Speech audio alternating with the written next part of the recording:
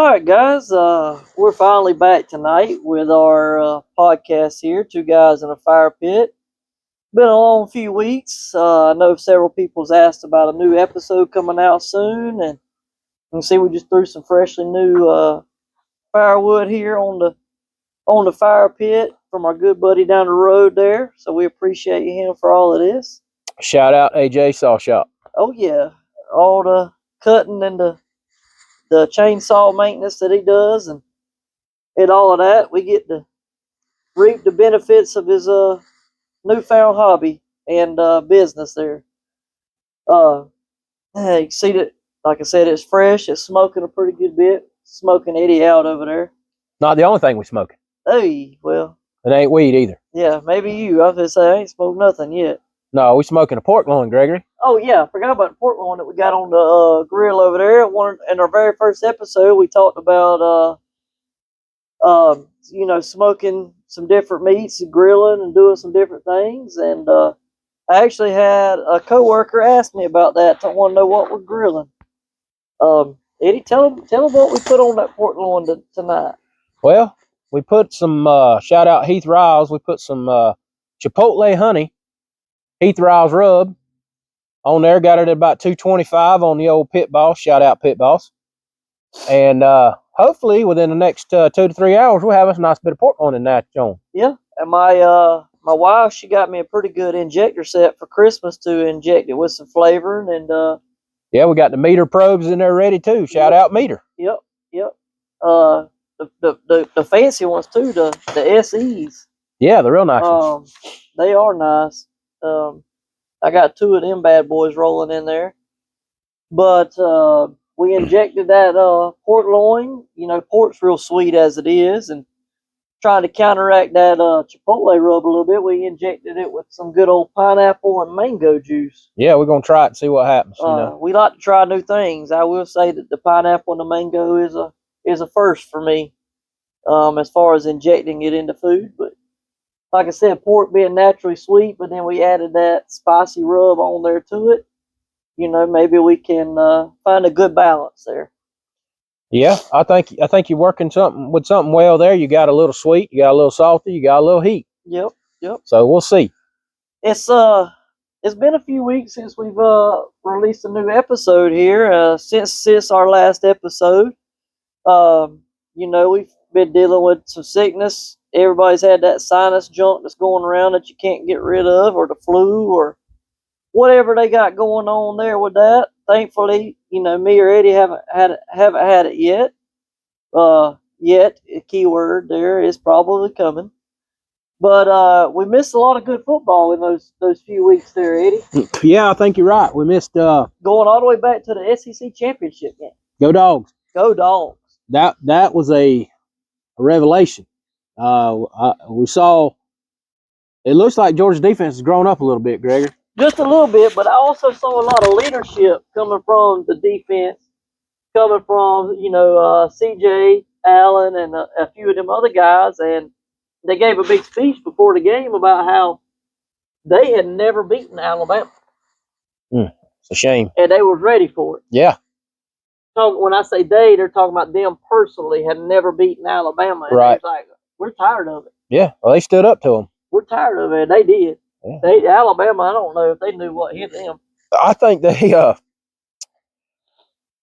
found out what Georgia could play like when everybody decided to play together, connected, and that fire, passion, and energy that Kirby keeps talking about manifested itself into a full team effort from A to Z. And I mean, it just and like I said, I the last episode I harped on the usage of Gunnar Stockton. Why is he not throwing the ball? Why is he not throwing the ball? And he didn't throw it like I thought he should in the SEC championship game as far as play calling wise. And even on the throwing plays, he usually took it and ran. And I think going back and looking at it, if you go back and you analyze all the things that were going on in the game, Georgia's run game has been severely underrated. Yeah. For the last few weeks, especially. And it was kind of like, well, if you don't have to throw it, why would you throw it? I mean, it's easier less turnovers usually running the ball. And I think, Kirby's manifestation of himself is run the ball, stop the run. He said it, I don't know how many times in press conferences in the last month or so. Stop the run the ball, you win the ball game. Yeah, and I mean it's been hands down. That's what Georgia's recipe for success has been here lately. And I mean, I tell you what, right now I just don't know if they continue to play through the playoffs the way that they played the last few weeks of the season on defense and with the run game. I don't think they can be beat. It's going to be awful tough. And looking at the other teams, watching the other teams, I just don't know if they've played the caliber of defense that Georgia's playing right now. Now, that's not to say they won't regress. Another team could have a scheme. We seen last year how that long bye week, that the 2 extra weeks or 3 extra weeks that they had last year hurt them when they come out against Notre Dame. Yeah, they came out flat. And so let's hope and pray that don't happen this time. But I don't know if y'all be getting on TikTok a whole lot. There's been a lot of videos of Kirby getting on them at practice. Woo, boy, salty. So I mean, I find it hard for him to let up the way he's been getting on them at practice. The only thing I can think of, it reminds me of the 2017 season when we lost to Auburn, come back and beat them in the SEC championship, and went on a run. We just ran out of juice against Bama that year at the very end. I think Georgia's hot right now. And I think, trying to compare those two seasons, while they are a lot of similarities, I think offensively we got a better offensive unit right now than we did in 2017. Well, I know we got a better quarterback. Nothing against Fromm. Fromm was a great quarterback for Georgia. We have a more dynamic quarterback now that can move the ball, run the ball. I was about to say, and get out of the pocket if he needs to. Yeah, Stockton's legs is a wild card that Fromm didn't have. Now, I will say this: I think our offensive line play was better back then. But hey, shout out Malachi Tolliver. He stepped up when Bobo went down, and Georgia's always had the mantra "next man up." Yep. Well, that's what Kirby has built. Yep. That roster depth. Yep. And I mean, speaking of that roster depth too, Georgia secured some pretty good players in the last few years in the transfer portal. They haven't secured a ton of players, but if you look at the amount of playoff teams that are in the playoffs, obviously we've already missed the first round of games, and we're moving into the second round. But Georgia has 90% of their starters are their recruits. They're not transfers. Yeah, I mean, there was a stat I saw the other day on ESPN where it said that Georgia had the most recruited players playing in the playoffs than transfer, which, I mean, 6 of one, half dozen of the other. If you can get them to play as a team, once they're this far along, transfer portal player versus recruited player, it's about the same. But my thing is, you look at teams like Ole Miss, who have around 68% of their players came from the transfer portal that are starting. Yeah, right. That are starting. When you get to the point at this point of the season, if you're not a team by now, any team you play that's connected together is going to expose you. Yep. So, but we'll see. Playoffs coming up. Next game will be December 31st and January 1st. We're going to find out. The Dogs play on January 1st in the Sugar Bowl. Yep. We excited for that. I am. I think it's going to be a good football game. I think it's the 31st. Is it December 31st or January? The only playoff game on the 31st is Ohio State and Miami. That'd be a pretty good game, too. And then Georgia and Ole Miss play at 8 o'clock on January 1st. Looking forward to that game. 8 o'clock Eastern. Eastern time. Yeah, that's what we go by around here. Yeah. Well, that's because we're in the East Coast. Yeah. Kind of helps. We're in Georgia. Yeah. The best state in the union. Yeah. So, leave a comment down below. What do you think the best state in the union is? We're kind of partial to Georgia, being that we've born here, lived here. So, I've been to a bunch of them, but yeah. You keep saying union, and maybe my history ain't as diverse as it needs to be, but isn't Georgia from the Confederate? Well, it's called the United States, and it's called a union of states. So, okay. Well, we can educate you later on the Okay, specifics. I'll just say it. My wife's a history major. I can go in there and I can ask her for clarity. She'll let you know. Yeah, she'll correct me really fast. I promise. Well, let's talk a little bit about some things going on around South Georgia. One thing, you might notice I got shorts on. It's been quite warm here the last 2 days. Yeah. Got up to 80 degrees today. Yeah. Well, I say that. He's got shorts on over there. It was 80 today. I don't think it's 80 out here right now, but me being 130 pounds, I'm pretty, skinny, and I stay cold all the time. So I got a beanie, a hoodie, and jeans on, and he's over there just chilling in shorts. But It is what it is. Been unusually warm this year for Christmas. We're also stuck heavily in a drought down here. It's like we can't get out of it. It's dry as cracker juice down here. For whatever reason, we don't know why. Just the rain just does not come like we need it to around here. And what's crazy is normally in the winter it's rainy. It's wet. It's so wet. But the last time we had rain was 2 weeks ago. We tried to film a podcast episode, and it was raining so heavily out here that we just couldn't get out here and do it. No, couldn't. It was. And we haven't had a drop since then.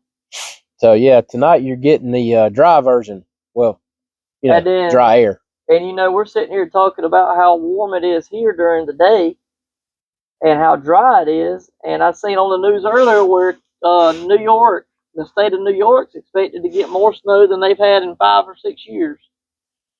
At one time. I don't envy them. That's a beautiful state. I've been up there to northern New York, Binghamton area. Beautiful country. Beautiful in the fall. But I wouldn't give you a plug nickel for it in the winter, because raised in South Georgia, snow is not your friend. No, it is. Well, here recently, it's been once a year or once every 4 or 5 years. It's been your friend for about 3 hours. And then it's time to, all right, we're done. You go ahead and melt now. Yeah, melt. Go. Let's go inside. Now, I can remember, I'm going to probably date myself here, Gregory, but when I was a kid, it never snowed. When I was a teenager, it never snowed. It got cold. Never snowed. And then, 2 out of the last 8 years or so, It snowed here twice, enough to stick. Yeah, I think if I remember correctly, the last 2 times it stuck was last year. So it'd have been January of 25. Mm-hmm. I say last year. It was at the very beginning of this year. And I believe it was January of either 2017 or 2018. Was the last 2 times that it really snowed heavily. And so that's been, 8 years, like you were saying. Yeah. And before that, I had seen snow once in my life. So in the first 22 years that I was alive, I'd seen snow once, and I've seen it twice now in the last 8 years in South Georgia. Well, I grew up in South Georgia, but for a time we were moved to Atlanta for about 5 or 6 years. And every winter there, it would get really cold, and it wouldn't snow per se, but it would sleet. So I've seen winter-ish temperature. But last year was crazy, man. It snowed a bunch. I mean, there was 4 or 5 days where... Yeah, it just wouldn't leave. And the thing about that snow last year, or earlier this year when it snowed, it wasn't real snow. It was ice. Yeah. It was thicker versions of snow, and that's why it took so long for it to melt. Because when you went outside, it wasn't that soft, plushy snow that you could just fall into. I mean, it was like a brick. Yeah, it was solid. Yeah. But we want to send our thoughts and prayers up to the state of New York and people up there, that we know you're used to snow, but when you get that kind of snow, be careful, do what you do, but who are we to tell you how to drive in it? But by God, please don't take chances. Yeah. And I mean, especially if you drive like people around here do. Whenever it snows or rains, they don't know what they got going on. No, they don't. Unfortunately. So just be careful up there. Find a safe place to go if you feel like that home is not safe for you. Right. Well, as it gets later in the year, we start talking about college football playoffs, NFL playoffs. Getting later in the year, Christmas just happened, and we wish you all guys a happy holidays, Merry Christmas, and a Happy New Year. Also means the hunt season's coming down to the final few weeks. Yeah, unfortunately. Which I mean, I didn't have many things on camera this year worth hunting, but at the end of the day, I probably should have got me some does and some different things for some meat, but we just don't eat it regularly enough around my house. I'm about the only one who will eat it, so I just couldn't justify going out and killing one just for myself. Hey, that's kind of the shape I'm in. I mean, yeah, I could probably shoot a doe and be happy with it and that, but and I'm not a trophy hunter by any means. Um, but I don't needlessly want to kill something that could grow. Uh, Me personally, I love to go out there and just sit in nature and watch the animals. It's kind of neat to Oh, it gives you a lot of time to sit and think and relax and let go. reflect on past You know, and not future. worry about anything else in the world. Yeah, I think that's my favorite part about it. To be honest with you, is to just become one with nature and let God's beauty show itself. I mean, Oh yeah, that's my favorite part. and it does for sure. It will. You start thinking about things that you have done, have not done. Where's your life heading? Different places, and it just allows you that opportunity that a lot of people that may not realize, or they go out there and they get caught up in the hunt. They don't sit back and say, "Hey, look at where I'm actually at." Yeah, yeah, because as you know, the more urbanization of South Georgia is coming, Yeah, and so we're losing a lot of land to be able to hunt and enjoy nature. And I just feel, grateful that I'm able to enjoy what I can while I can. and that's I'm hoping people, especially where we live, decide to hold on and hold on and hold on to it as much as they possibly can to prevent that urbanization. But with population growth and things like that, you can't avoid it. No, you can't. I mean, Um, I mean, until something changes or something happens, I mean, you just can't avoid it. no, you can't. But we do live in a rural area, and we get to enjoy the creation and just simple things in life. The older I get, the more I appreciate the simple things. Like this fire. Most people say, "Oh, it's just a fire." Well, to me, this is it signifies to me relaxation and understanding that my life is small in comparison to the great whatever, and the fact that you can enjoy just some wood in a fire pit burning, feel the warmth. Oh yeah, It's just and that one feels good to me too. it's one of those things where appreciation of the little things, the older and more mature you get, intensifies. Yeah. I tell you though, I got a lot of feedback from a lot of people about some of the stories we told, Gregory, the funny Ooh. stories. Oh, come on now. And I had a guy that I had known for years talk to me about some stories from our youth, and I can't repeat some of them because it's a family friendly channel. But you think back on times growing up, reflecting on your life, and hopefully you have good memories. And I was talking to another guy, and he was telling me some stories about when he was growing up, how his dad had helped him and learned to fish and do this with his dad. And those things we wish on everybody, those good times, those Yeah. great memories and stuff like that. And share a memory with us in the comments below of times that you've had with friends and family, and around the holidays. For And anyone. yeah, I mean, anything you've got, we love to read the comments. They fulfill us. They make us feel like we're reaching out and actually engaging with people. But a funny memory I have of Christmas is when I was about, oh gosh, I was probably 7 or 8 years old. Um, I can remember waking up Christmas morning, and my little sister was probably 2 to 3 years old, and she loved to wear dress up clothes, but not dress up clothes like you think for most little girls, Gregory. Oh no, she was into swords and boots and shields, and she thought she was Oh boy. yeah, she thought she was like Conan the Barbarian, but the female version. So we're sitting there, and I'm opening up presents. She's opening up presents, and all of a sudden, I hear this god awful scream, primordial scream out of the top of her lungs, and I look up and all I see is a plastic sword coming right at my face. Now you want to talk about hurting? That kind of hurt.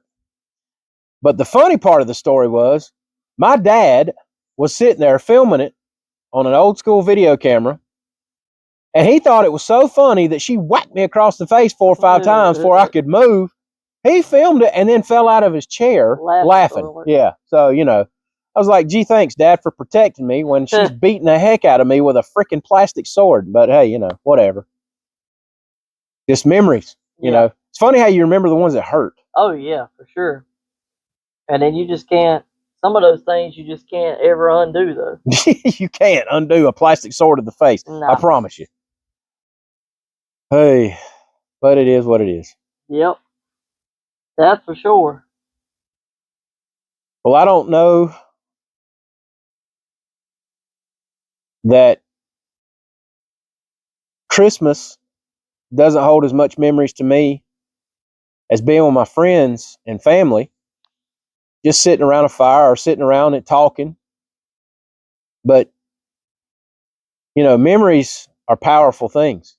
Yeah. And memories are what help us get through those tough times. Yep. Comment down below, reach out. Let us know some of your memories. We'd love to interview somebody online or maybe talk with some people about what memories you have around Christmas time and family time and Thanksgiving and such. Yeah. We want to share your stories just as much as we share ours. Agreed. Well, Gregory, what do you think about some of the things going on in the world today that are affecting us here locally? Well, I mean, our last episode we talked about the solar farms and how they are infringing on the land and some different things. One of the things that we didn't necessarily talk about like we should have is the zoning laws and the people who are allowing it to happen under everybody else's noses. Right. And I think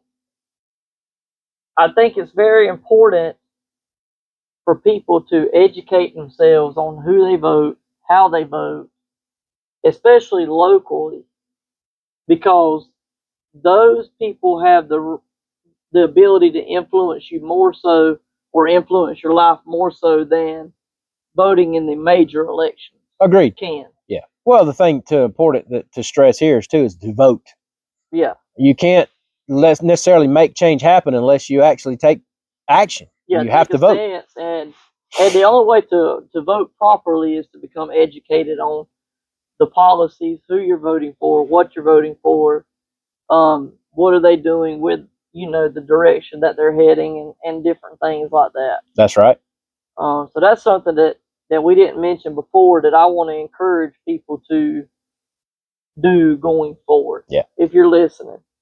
Also, to expound on that a little bit, take action in your community. It's your community. Without your say so, nothing happens. You have to get out there and take ownership, I say, of your community. If you feel strongly about something, reach out to your representative. That's what they're there for. They represent you, not their own agenda. And that's something that we did out here in this community that I live in. A lot of people kind of make fun of me a little bit for it, call me the mayor or the secretary and different things of Bickley, which is where we live out here. But, it's been several years now. A couple of us got together and created this group that we began to, because we live so far out from, I ain't going to say society, we live so far out from the city that it makes it almost impossible for us to go places and do things that we need to do recreational wise. Right. And for years there's always been a tennis court out here where we live at our local fire department, the volunteer fire department. But like I said, a group of us got together. We wanted to have some community change. we began to petition the county government for some more recreational activities to do and fix our tennis courts that had some cracks in it. And while they were doing that, they also um, painted some pickleball courts there on the tennis court for us.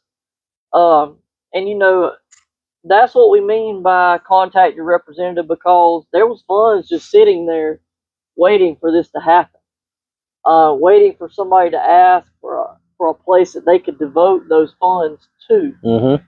And they also paved us a walking track that's about a quarter of a mile long. It's shaped kind of weird, especially if you look at it from overhead. I ain't gonna lie to you. But go check out the aerial view at Bickley Park if you want to know what I'm talking about. And but anyway, they built the walking track for us, and as a community, we've gotten together. We've raised money. We've paid for I can't remember the exact size, but a covered metal lean-to off of the side of the fire department, Right. with a thick concrete pad that has running water, electricity, and things like that for the people to use. And a playground for the kids. And we built a playground for the kids. We had a pirate ship donated. Burger King and Waycross donated their playground to us when they tore it down. We had to put it back together. We built other slides, some swing sets. So much for kids to do out here now, and I believe that place gets used almost daily. There's always somebody down there, which is crazy for an area that we live in that only has 30 people or 300 people in a 30-mile radius. It's not 30 miles actually. I can't remember the exact radius of it, but might be 15 each direction. Right. Yeah. It's small, but there's some good people here too. But and a lot of those people come together, and that's what we mean by get involved, make a change if you want to change, because it can happen. You just have to be willing to do it. Yeah, you have to be involved. Yeah. You have to, don't be that silent voice. Be that voice that causes change. You want to be heard. Yeah. Everybody wants to be heard. Yeah. Well, I can tell you, it's been enjoyable sitting out here this evening. I've missed it. I'm glad we're back. Looking forward to some of that pork loin, though. I can promise you that. It's gonna be good, and I'm looking forward to some more time with family and friends, more time in front of the TV watching football. Oh yeah, and it's coming up too. Some good games. Yes, but starting tomorrow. We're also looking forward to reaching out and interacting with you as our subscribers and friends. So if you hadn't subscribed, subscribe. Hit that button. Leave a comment. Let us know what you'd like for us to talk about. And we'll see you next time from the Fire Pit. Yep. Appreciate it, guys. Let us know what we can do. Take care.